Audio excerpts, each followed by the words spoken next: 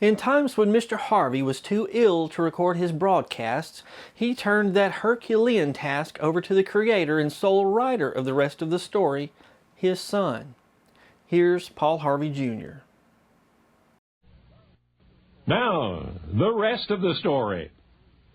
In 1933, Bing Crosby's star was ascending. Not 3 years before, the singer had been fired from Paul Whiteman's orchestra. His name, when it was mentioned, was frequently mispronounced or misspelled.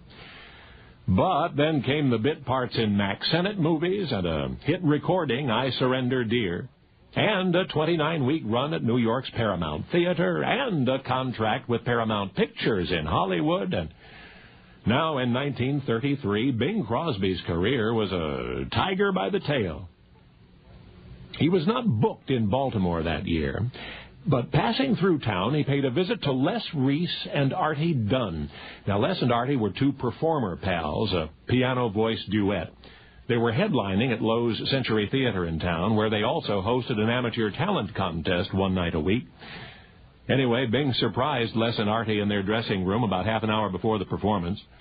After hugs and hearty handshakes, Bing explained that he was on his way back to Hollywood, but just couldn't pass up this opportunity for a reunion. So the three reminisced about their CBS radio years. But then Artie got an idea. It turned out that night was the night for the talent contest, and Bing said yes, he'd seen it advertised on the theater marquee. Well, Artie said, why didn't Bing enter the contest under an assumed name? Say, Charlie Sinevsky. It'd be a great gag. And Les agreed.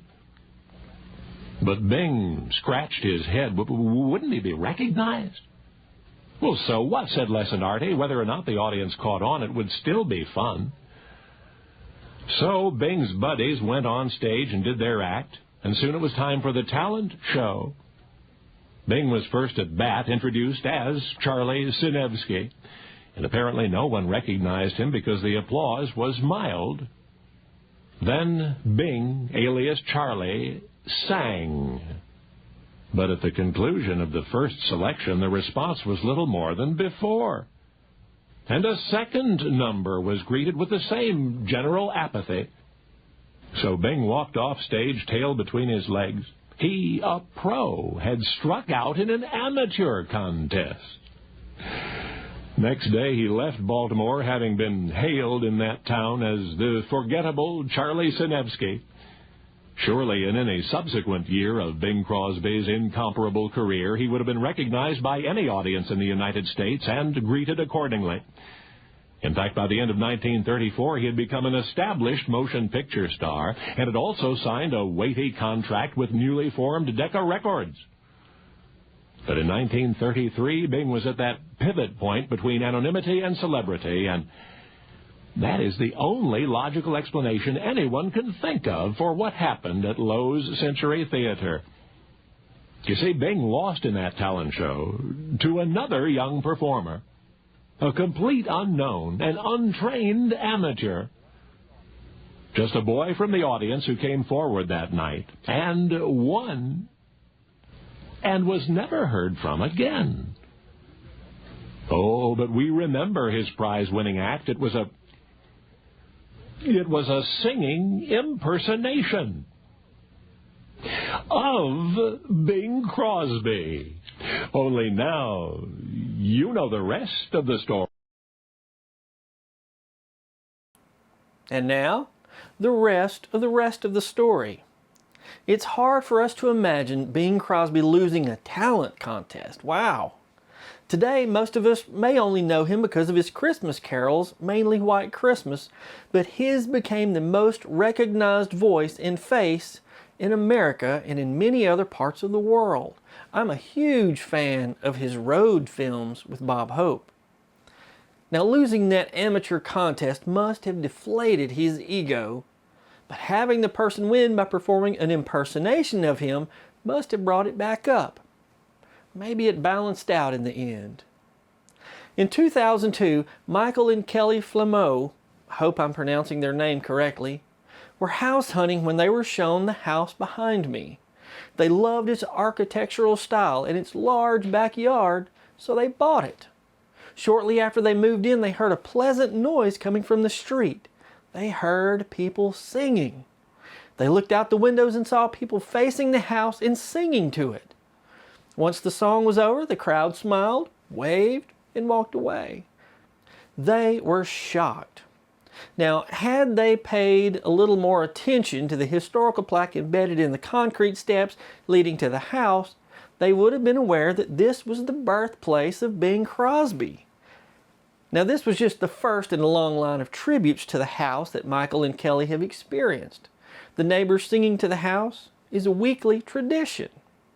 The home is frequented by tourists in cars and tour buses who stop, pile out, snap photos, sometimes sing, then they're gone as fast as they appeared. What an experience. Bing Crosby was born Harry Lillis Crosby Jr. on May the 3rd, 1903, in this house in Tacoma, Washington. The Sons of the American Revolution incorrectly listed his year of birth on the plaque as 1904, but he was born a year earlier. In 1906, the Crosbys moved to Spokane, where Bing attended Gonzaga High School. Now, we need to clear something up before we go any further. Why was Harry Lillis Crosby Jr. called Bing? When did that occur? Let's take a closer look. On March 7, 1917, a six-man basketball team captained by Lee Walsh won the championship title in the Interstate League. The person standing at the far right in the picture is none other than Bing Crosby. This is the first newspaper article I found which listed his name as Bing, but I was unable to determine why he was in this photo. He played all sorts of sports, including basketball, but he's not shown in uniform. By the time of this photo, Bing had been going by this nickname for 7 years. Bing's mother later explained, when Harry was about 7 years old, a neighbor boy started calling him Bingville after the title of a newspaper comic, which was called Bingville Bugle. The name quickly was shortened to Bingo, and finally Bing. Friends and family called him Bing, but his mother always called him Harry. In the summer of 1917, Bing took a job at Spokane's auditorium. There he saw some of the best entertainers of the day, but Bing was most impressed with Al Jolson's performance, which he said was electric. In 1920, Bing graduated from Gonzaga High School and enrolled at Gonzaga University's School of Law. Now imagine for just a moment that Bing continued on that career path and became a lawyer. The holidays just wouldn't be the same without Bing's Christmas songs. While in college, Bing was involved in football, baseball, music, debate, elocution, and drama. His Gonzaga Dramatic Club photo in the 1922 yearbook lists his name formally, Harry L. Crosby. In 1923, Bing performed in the play It Pays to Advertise. The Spokane Daily Chronicle said Harry Crosby and Michael Pikarovich carry off all the play's hilarious moments. Mr. Crosby bursts over with spontaneity in getting his amusing lines across the footlines. Now, Bing and Michael remained friends after college, and Bing got him bit parts in at least 2 of his films, Double or Nothing and Waikiki Wedding. While at Gonzaga University, Bing held various jobs, including paper boy, locker boy, lifeguard at the city swimming pool, golf caddy, farmer at an alfalfa farm, worker in a pickle factory, and a janitor. Bing Crosby, a janitor. In 1924, Bing bought a bass drum through a mail-order catalog. By all accounts, Bing was not a very good drummer, but it got his foot in the door. A group of boys had formed a band called the Musicalitors and needed someone who could play a drum. They asked Bing to try out because he owned a drum, but they were unimpressed until Bing said, "Wait a minute, fellas, I can sing too." Bing was in the band, but mainly as a drummer. After several rehearsals, the group played twice a week at the Pekin Cafe, a Chinese restaurant in Spokane, which was a favorite weekend hangout for high school students. In addition to school and playing with the Musicalitors, Bing was working in a law office by this time, but he was making more money with the band. Bing dropped out of college to focus more on entertaining, but by the spring of 1925, the Musicalitors had disbanded. Shortly thereafter, Bing and Al Rinker of the Musicalitors began performing 15-minute acts between films at Clemmer's Theater in Spokane. That theater is now called the Bing Crosby Theater. In October 1925, Bing and Al decided to take a chance and headed to Los Angeles in an old, barely running Ford Model T. They had just enough money between them to get to the coast, but they soon found work for the act. It was the dream of every Hollywood hopeful. With each performance, the demand to see them grew. Within a year, they were touring throughout California. By the fall of 1926, Bing and Al had recorded several phonograph records for Columbia and were performing in New York City. In 1927, they toured the country and made records with a third performer, Harry Barris, under the name of Paul Whiteman's Rhythm Boys. And the trio was even more successful. In 1929, Bing received an offer to tour as a solo artist, but he refused so he could remain loyal to the Rhythm Boys. Under Paul Whiteman's leadership, the Rhythm Boys began performing on CBS radio. The trio were paid $900 per week to split. Now, adjusted for inflation, that's almost $17,000 per week in today's money, or about $6,700 each per week. Wow! The popularity of the Rhythm Boys continued to rise, and film producers in Hollywood took notice. On October 1929, the Rhythm Boys began filming King of Jazz, Bing's first film appearance. When their contract with Paul Whiteman ended, the Rhythm Boys settled in Los Angeles for good.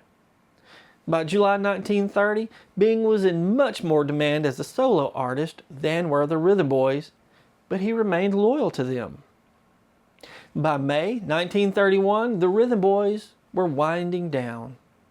Al recalled, "By that time the drive was gone from the Rhythm Boys. We were each developing different interests. Harry was writing songs.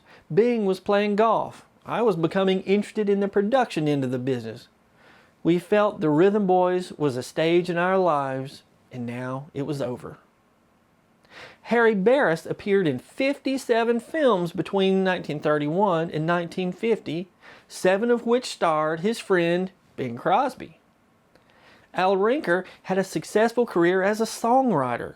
His songs appeared in films such as Jungle Patrol in 1948 and Duchess of Idaho in 1950, but his most well-known song, Everybody Wants to Be a Cat, was in Disney's The Aristocats in the live-action 101 Dalmatians starring Glenn Close and Jeff Daniels.